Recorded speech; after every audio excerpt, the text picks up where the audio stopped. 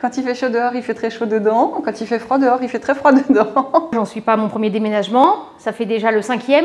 Ce fameux miroir qu'on a tous à peu près dans nos bureaux. La cheminée qui, depuis que je suis là, n'a jamais vraiment fonctionné. Symboliquement, le fait que ça soit au cœur du campus et donc au cœur de l'école, effectivement, symboliquement, c'est très fort. Oui, on va mettre vraiment les deux pieds dans le numérique et dans la dématérialisation. Là, enfin, c'était pour combiner.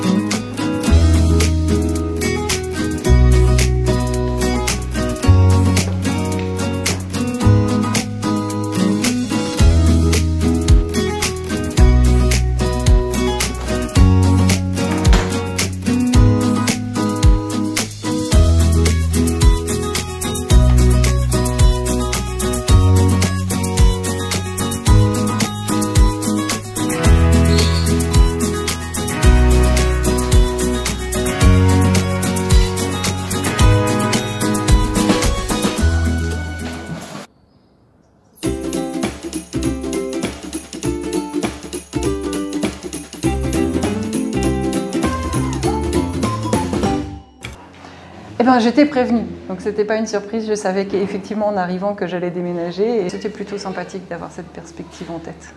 Donc ça fait déjà plusieurs mois, puisque je suis là depuis 4 mois maintenant, 4 mois et demi, plusieurs mois qu'on travaille dessus, en travaillant sur le nettoyage des archives pour pouvoir avoir le moins de volume possible, avec une séance de tri par semaine d'environ 2 heures par semaine. C'est un gros changement puisque au-delà même de nos bureaux, il y a aussi une des 2 salles serveurs de l'établissement qui va déménager dans le nouveau bâtiment. Très clairement, on déménage léger, dans le sens où on ne prend vraiment que les archives papier qui nous sont utiles. Et puis au niveau du matériel, on va déménager tout ce qui est consommable informatique, les câbles, ce genre de matériel dont on a besoin vraiment au quotidien dans notre activité.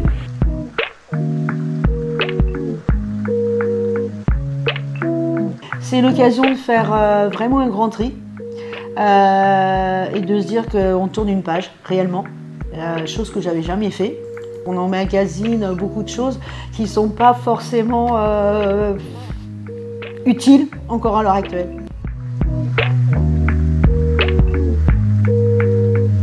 Je prépare le déménagement vers l'Agora.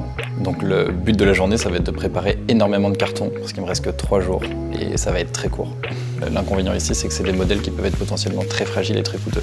J'y tiens quand même beaucoup à ces modèles, c'est un petit peu mes bébés. L'entreprise de déménagement m'a beaucoup rassuré sur le fait qu'ils allaient m'envoyer une équipe spécialement pour ce genre de modèle.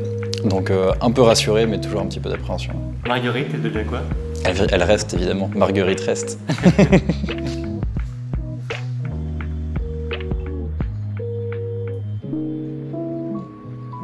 Alors ça représente beaucoup de travail, d'autant que nous, on n'arrête pas du tout l'activité, on est en même temps en train de faire des formations et en même temps on a des sessions de formation qui se passent.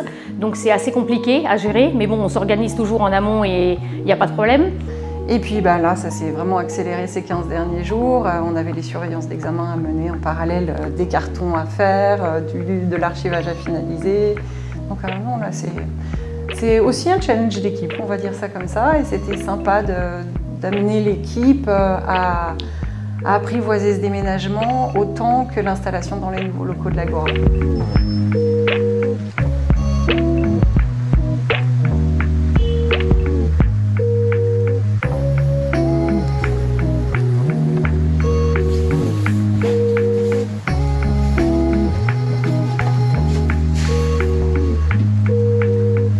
Alors ce déménagement pour moi c'est vraiment un grand changement. Puisque je suis arrivée ici donc en 91, les bureaux un peu plus loin étaient déjà en travaux, donc je suis arrivée sous les bâches. On travaillait donc à 3 dans un tout petit bureau à côté. Dans ce bureau ici, en Drieux, on est là depuis à peu près 2 ans. Moi, j'en suis pas à mon premier déménagement, ça fait déjà le 5e. Je suis là depuis 22 ans à l'école et quand je suis arrivée Tout au début, on était dans le bâtiment Pago, qui est maintenant à l'ANSES. Ensuite, on a déménagé dans le bâtiment administration, à l'entrée de l'école. Ensuite, on a redéménagé dans le bâtiment qui maintenant est détruit, où il y aura l'Agora, qui s'appelait Brion. Et ensuite, nous avons déménagé en Drieux. Et donc maintenant, 5e déménagement, nous allons de Drieux jusque dans le bâtiment Agora, le nouveau bâtiment. Voilà. C'est vrai que c'est un peu tristounet de partir de ce bâtiment administratif. C'est un bâtiment quand même assez historique. C'est la cheminée, c'est cette fameuse... ce fameux miroir qu'on a tous à peu près dans nos bureaux. La cheminée qui, depuis que je suis là, n'a jamais vraiment fonctionné. On entend les oiseaux tomber dedans de temps en temps, surtout l'hiver. Mais c'est vrai que c'est sa conception en fait, avec ses moulures au plafond. Voilà, cette hauteur de plafond, comment je pourrais dire, c'est vrai qu'on ouvre nos portes, on tombe sur le pavillon, ce fameux pavillon avec ce petit jardin. Et c'est vrai que je pense que tout ça, ça va nous manquer.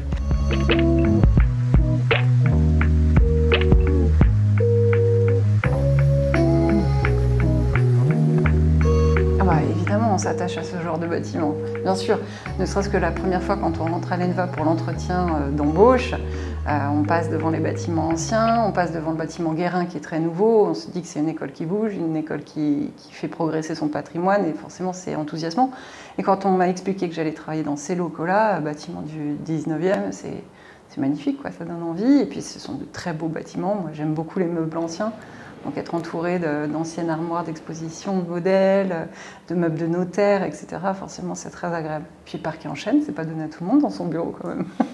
Et puis on sait que le bâtiment Bourgeois va continuer à vivre, notamment via les enseignements, et donc on sera toujours amené à s'y rendre ponctuellement. Donc ce ne sont pas des adieux en tout cas. Moi, ce que je me souviens beaucoup, c'est l'accueil du public et le relationnel avec les gens, avec les vétérinaires.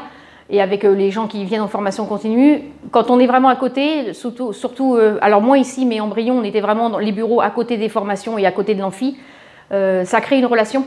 Dans Brion, il y avait une petite nostalgie, oui, de quitter, même si le bâtiment était vieux, même si c'était pas trop adapté, voilà, mais c'est vrai qu'il y avait une petite nostalgie de quitter un peu ces lieux.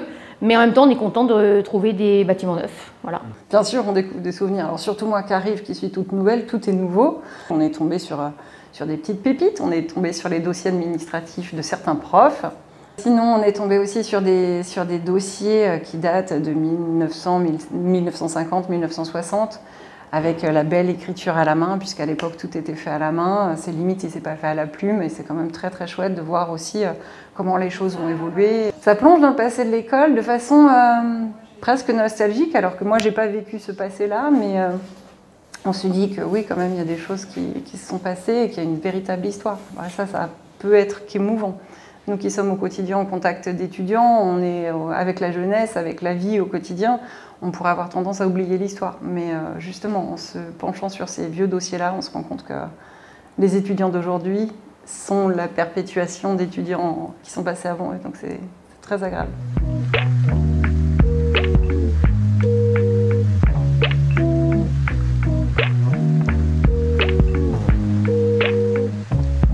Il y a eu des pannes.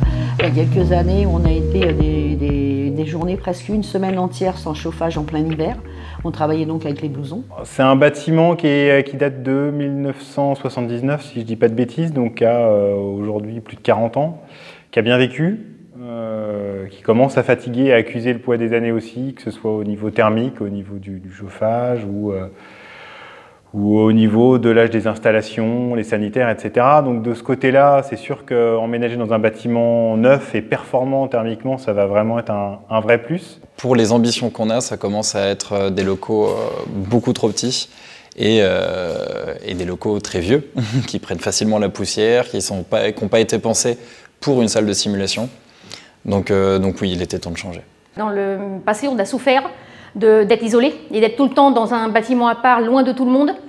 loin des services support, loin de l'administration, mais aussi loin du CHUVA, loin de tous les services de l'école. Quand il fait chaud dehors, il fait très chaud dedans. Quand il fait froid dehors, il fait très froid dedans. Bah oui, la difficulté, je pense que ce sont les vitrages. Il y a de très grands vitrages et qui sont des simples vitrages. Et bon, les huisseries ont vécu de longues années, donc voilà.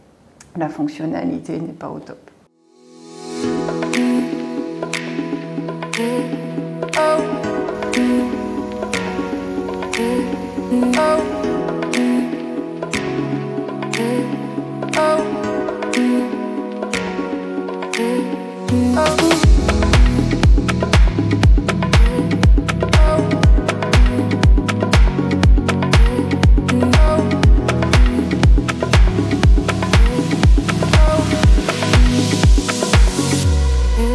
D'abord, au niveau de la configuration des bureaux, on était répartis sur 2 étages à Bourgelat, sur le rez-de-chaussée, le premier étage. Là, on va être sur le même plan et avec des bureaux très proches les uns des autres.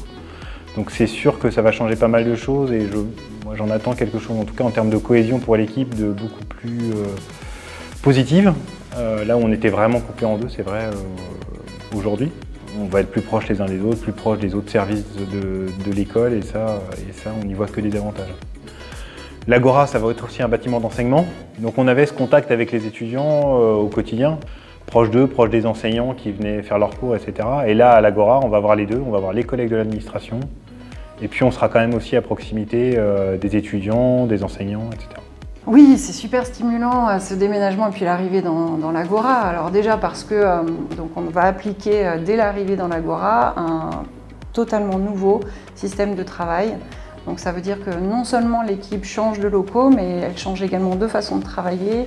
Ça va changer notre approche avec les étudiants, ça va changer nos contacts avec les profs, ça va changer nos relations avec les autres services. Donc c'est une forme de renouveau d'une certaine façon. Donc je le vis comme ça, comme un challenge et quelque chose de très, très positif. Alors le déménagement, c'est vraiment quelque chose que j'attendais. Ça fait des années qu'on est sur le projet, qu'on fait les plans. Le fait que ça se concrétise, c'est une grosse attente. On a réfléchi la salle pour qu'elle soit encore plus fonctionnelle que celle qu'on a actuellement, plus belle, plus grande. Donc forcément, ça va être un renouveau, un nouveau souffle pour VetSims. Donc j'en attends que du positif de cette salle. Alors elle a été pensée effectivement spécialement pour la salle de simulation, avec du coup des paillasses un petit peu partout à l'image de celle-ci, mais des paillasses pour la plupart qu'on appelle humides, donc plus facilement lavables. On utilise beaucoup de faux sang ici, donc ça tâche beaucoup. Une salle spécialement qu'on peut plonger dans le noir pour la salle d'imagerie, donc pour les radios, pour les échographies. Elle a été pensée pour accueillir en plein milieu les très grands modèles qu'on a, donc pour plus qu'ils gênent comme c'est le cas actuellement. Donc oui, elle a été pensée totalement pour VetSims. Alors on espère effectivement dans ce bâtiment Agora qu'on retrouve justement tous ces aspects négatifs qu'on peut avoir ici, c'est-à-dire au niveau isolation, au niveau chauffage et tout, donc on espère qu'il y ait un mieux. Je pense que ce sera plus simple pour tout le monde, effectivement, de se retrouver au centre, on va dire, de l'école. Pour les services, ce sera plus simple de venir nous voir, ils auront une meilleure approche, que tout soit regroupé dans le même bâtiment. Je pense que ce sera plus simple pour tout le monde.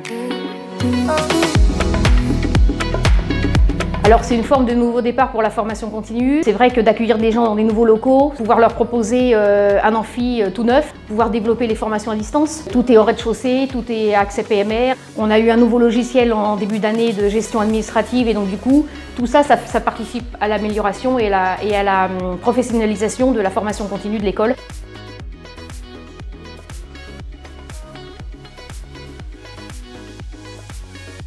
Il y a des très gros aménagements audiovisuels qui ont été engagés. Les 3 amphithéâtres du bâtiment vont être aménagés de manière à permettre la diffusion de contenu, mais aussi la tenue de webconférences. On a déployé un chariot audiovisuel complet au CHUVA dans les blocs, donc on va pouvoir dès la rentrée tester in situ la diffusion d'interventions chirurgicales directement dans les grands amphis de l'Agora. Toutes les salles de TD sont aménagées également. Il y a 3 salles de réunion au niveau administratif qui le sont aussi, la salle des actes et 2 salles de réunion à l'étage.